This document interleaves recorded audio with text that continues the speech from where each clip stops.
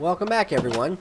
So, here we are on the next episode, enjoying some nice rain, but it all works out in the end. We'll be working in the basement, I think, for the most part today.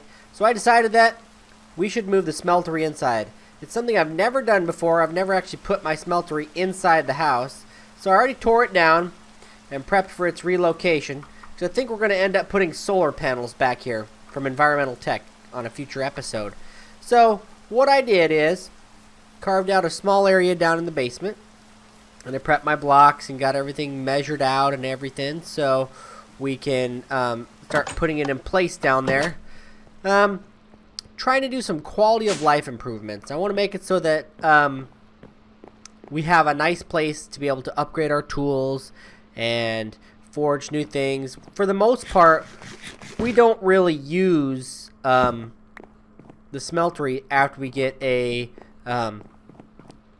basic system up and running, and then eventually a full-blown processing facility in place. So I was thinking that this place could be exactly what we need. It's big enough to house our smeltery, and we can even make it a little oversized just for the fun of it. So I'm going to finish up this room by doing the walls and the ceiling, and then I'll be back for us to actually place the smeltery in place. So I'll see you guys in a few minutes. So that didn't take too long. So as you can see, we've decorated the room a little bit, made it look a little bit better. So let's break out all the stuff we have to be able to put this thing together. So I stored it all in the reinforced satchel that I have, and I think we can make this thing look pretty doggone good. We can have a nice size smeltery, one of the biggest I've ever had. Here we go. So I tested beforehand. It looks like you can use even numbers, and they don't even have to be squared, which is pretty nice. This is going to be a 4x6, which will work out pretty well, and I can't wait to see how it turns out. So let's put it all together here. Whoops, that piece kind of went out of place. There we go. We got it back. Okay, so basically what we plan to do here is we're going to take our controller and our seared tank, put them right there. See, one high, 4x6, got the lights, it works. Pretty doggone good. So now the goal is just to make it a lot taller. So it can, if you'd like it to, house quite a bit. So what I was thinking here is I could put the drain right here and right here, or I could put it right here, and so I could have a table on this side. But I think so I can have two, I'm gonna go like this. So what that does is that gives us access to two output ports instead of just one, which will allow us to put two off of it instead of just one. So like so. Here we go, like that. See how easy that was? And then over here we'll just put our basins and go from there. So I already tested it out. It works, which is pretty cool. Makes it so we don't have to have as many drains. And then what we'll do is just put our regular bricks up on here and see how high we can go. So this should, in theory, be able to support a ton of blocks if we did choose to use it like that. We have made up a whole bunch of blocks so we could have spares for this. And I'm hoping that we can go all the way to the ceiling. We're going to give it a whirl here. We're 3 from the ceiling.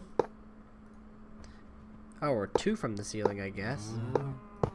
Oh, that's right. I forgot I used half blocks for it. So we'll just keep placing here. And we'll get all the way around, and then we'll fall off. Because that's how it works. There we go. There, and our final 2.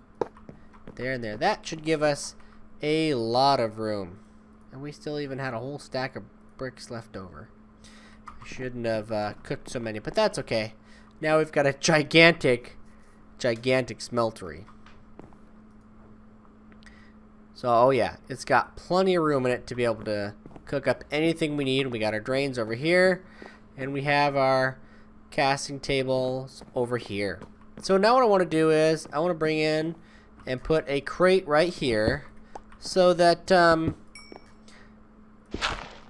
we can have our casts right there. So, you know, because we'll use them right there with the table and have access to them when we need them. So I'm going to need some bricks because we're going to be short. There we go. What I'll do is put these in place and I'll make that crate.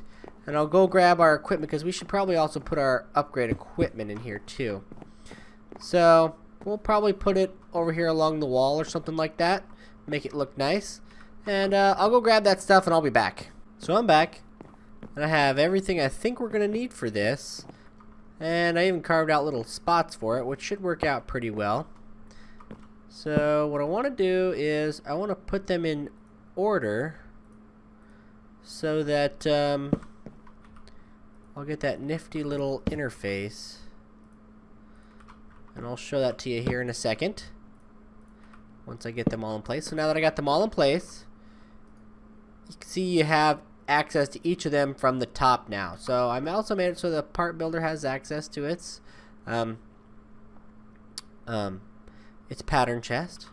The only issue is the stencil table doesn't have direct access, but it can click into it, which is nice. So we'll put those back there and we have access to everything there, and then we'll take our storage crate over here and we'll drop it in place. So now we have a pretty efficient smeltery to be able to upgrade our tools and to be able to continue to work on projects. So this behemoth now has its own room inside the house, so even if it's raining, nothing else matters. So hope you guys liked that. So we're gonna get to looking into some other projects. I've been working on how to get the creosote oil out of the ovens here, and I've already come up with a little bit of a plan. So as you can see, I'm actually pumping it out of them, and let me put these back here. I'm actually pumping it out of them and all the way over to this container over here, which is already full, by the way. Oh, almost full. I guess not completely full. And so then I have taken and created some more compression dynamos. So I have one hardened and two basics. I'm going to upgrade the other two basics to hardened, and then I'm going to put them in a line right here. And I got my water feed here, which is actually a aqueous accumulator back behind there, being supported by 8 surrounding bricks of water. So plenty of water for that. To pump it into here, which I've also got the power running underneath here for the dynamos. So what we'll do is we're going to put them all in place and try to make it look somewhat nice. So I'm going to carve this out a little bit more and get it a little bit better set up, and then I'll be back so that we can put it all in place. So we're back, and I think I have it set up how I'm going to want it to look for this. So what we'll do is we're going to extend the water pipe over, right? And in the end, the power is going to go along the bottom here, connecting to this pipe here. We're going to actually remove it from here, because that's the way I had it before, but then it was sticking out from the wall. It didn't look very good, so I'm shifting it over here. Let's drop a torch there so we can maintain our light source. So we'll go like that, right? And then what we'll do is, oh, this part's going to be tricky. That's right. We'll go like this, and we'll add our servo here. This part's never easy. Trying to get this to work just the way you want it to, connecting to just the pipes you want it to connect to. So what we'll do is we'll go like this. There. That made it so that it goes right where it needs to. And then I just figured out I just put the water pipe exactly where I shouldn't. So we gotta fix that real quick. There we go. Take that off. And it's actually going to be a part of the wall. So let's put our things down here so we're not falling through the floor all the time. There we go. So we'll grab the water here and we'll have it cut across right there. So we only have 3 engines this time. So we'll place them down here like so. And your other one in place, and then we will shift them.